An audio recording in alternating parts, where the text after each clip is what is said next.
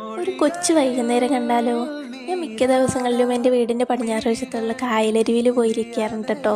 ഈ കാണുന്നത് എൻ്റെ ഫ്രണ്ട് നീളയാണ്.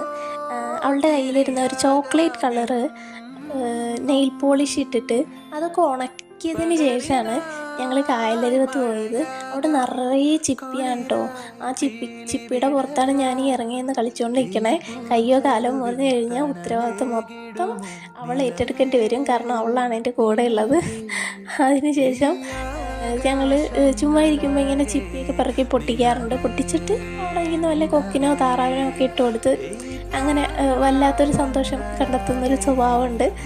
അതിനുശേഷം ഞങ്ങൾ പിന്നെയും ബോറടിച്ചപ്പോൾ ഞങ്ങൾ വിചാരിച്ചു എന്നാൽ പിന്നെ മന്തി ഓർഡർ ചെയ്യാം. അങ്ങനെ നിരവധിയായ തിരച്ചിലുകൾക്ക് ശേഷം സ്വിഗ്ഗിയിൽ നിന്ന് ഏതോ ഒരു ഷോപ്പിൽ നിന്ന് അത്യാവശ്യം കുഴപ്പമില്ലാത്തൊരു മന്തി വാങ്ങിച്ചു.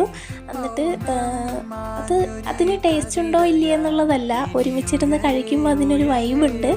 അപ്പോൾ അത് വിചാരിച്ചിട്ട് ഞങ്ങൾ അത് മേടിച്ചിട്ട് ഞങ്ങൾക്ക് 2 പാത്രത്തിൽ ഷെയർ ചെയ്ത് കഴിക്കാൻ പറ്റില്ല. അത് ഭയങ്കര ബുദ്ധിമുട്ടുള്ള കാര്യമാണ്. ഞങ്ങൾക്ക് ഒരു ഇല വെട്ടി കഴിക്കുക, അല്ലെങ്കിൽ ഒരു പാത്രത്തിൽ കൈയിട്ട് വരിക, ഇതൊക്കെയാണ് ഞങ്ങൾക്ക് മനസ്സമാധാനം കിട്ടുന്ന കാര്യങ്ങൾ. അതാണ് 2 പാത്രം വെച്ചിട്ട് ഒരു പാത്രത്തിലിട്ട് കഴിച്ചുകൊണ്ടിരിക്കുന്നത്.